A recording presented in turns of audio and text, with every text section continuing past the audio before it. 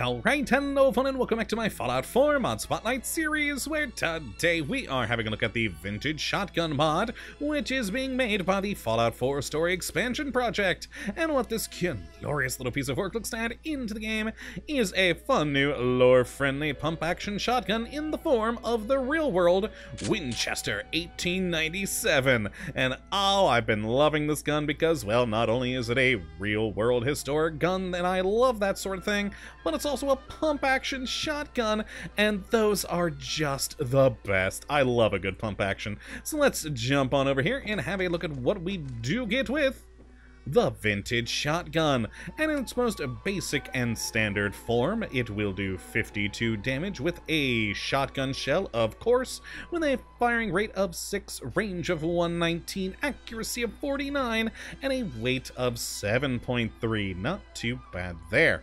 And as you can see, it is a pretty good looking gun, nice on the modeling and texturing. Certainly does look like a Winchester 1897, which is always good when you're trying to recreate a historic gun.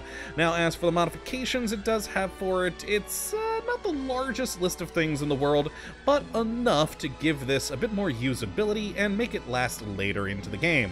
Though that being said, I'd still say this is kind of an early to mid-game gun. I don't think it's really ever going to last you into the late game, but with perks and, of course, modifications, and also some of the unique versions of this gun that are in the world, that could be a little bit different from most. But overall, a very good gun, and I'd say a solid early to mid-game shotgun. Now, as for how you do get your hands on one of these lovely things, well, it's pretty darn simple. You'll actually be able to find them from the beginning of the game in various shops around the world. But you'll start seeing them on enemies starting at level 10. And specifically, you're going to find them on Minutemen, Gunners, and Raider bosses. Now, before you actually do find them, though, I should have mentioned this first, there are some requirements, and those are the Far Harbor DLC and the Bullet Controlled Reload System mod. And with those installed, yeah, you'll be able to get them in shops as mentioned, and also on Minutemen, Gunners, and Raider bosses starting at level 10. Wonderful. So let us take a look at the modifications we do have for these things. And in the receiver category, we've got the pretty typical things from standard light frame, etc., until we get to these bottom two. Now, these are actually the receivers for the custom guns you'll find out in the world, because there are two, well, I say custom, I meant unique. There are also two unique variants besides the ones you'll find at the shops or on enemies, and that's where you're gonna get these receivers here, which this one is by far the most damage of anything that you'll have for the other receivers, and also with a very strange drum magazine, which is super weird. But for these standard sort of receivers here, you are just going to get up to 91 damage, pre, of course, any other perks that you might have.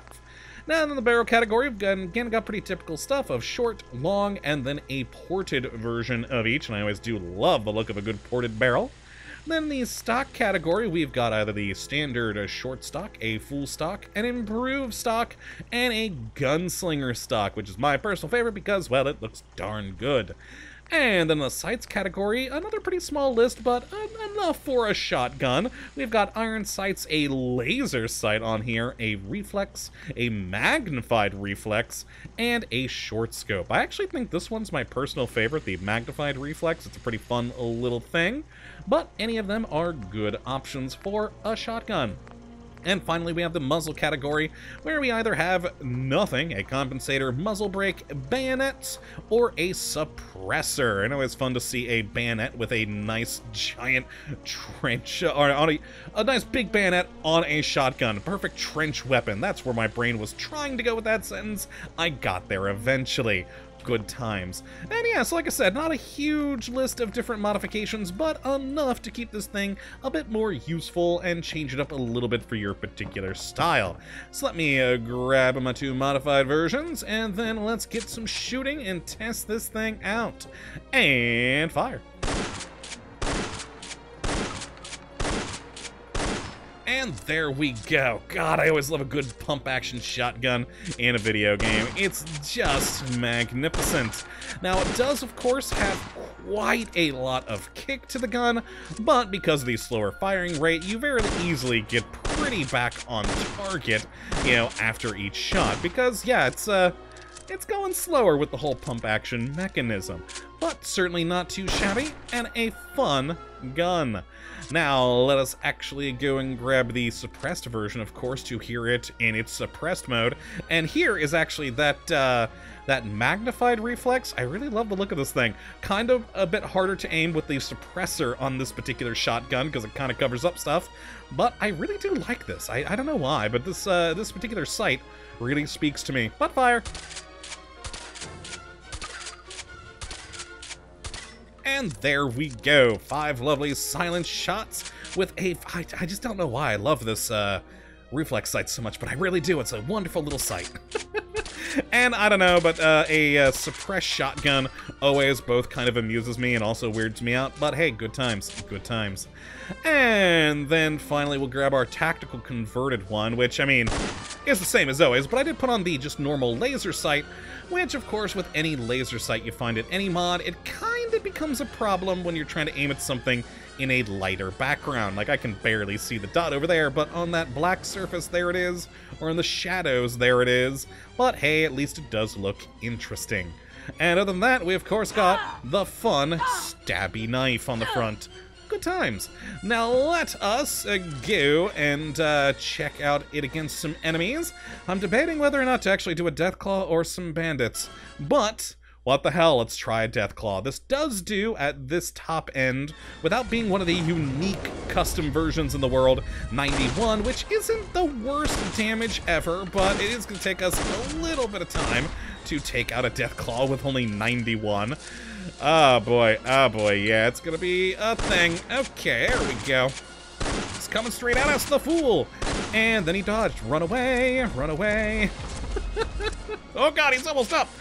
Maybe we'll have to use the bayonet. Ooh, we're getting some good shots on him there while he's stuck on the stairs. Magnificent. Thank you for waiting, Deathclaw. I actually really appreciate that. And there you go. How many rounds was that? Don't know, but he is dead.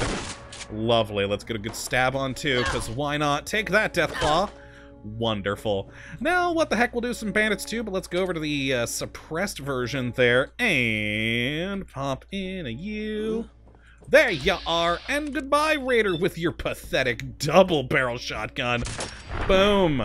I've got a pump action, clearly superior. Take that, and I'll take your shotgun shells. Alright, what the heck, let's add throw 2 into the game. Whoops, I hit S to move rather than getting out of the vats. There we go, fire! And fire. Beautiful. A wonderful shotgun. The vintage shotgun here, of course, based off the Winchester 1897, is a fun gun to have. I always do love a good pump-action shotgun, and this is one of my favorites I've seen in a while. I do wish there were a few more modifications to it, but overall it's a great shotgun that can be gotten early on in the game, and just is a great, fun time to shoot with. So if you'd like to take a look at this mod for yourself, which I'd certainly recommend you go and do, you can have a look at the link in the description. And as always, my friends, well, have a good one.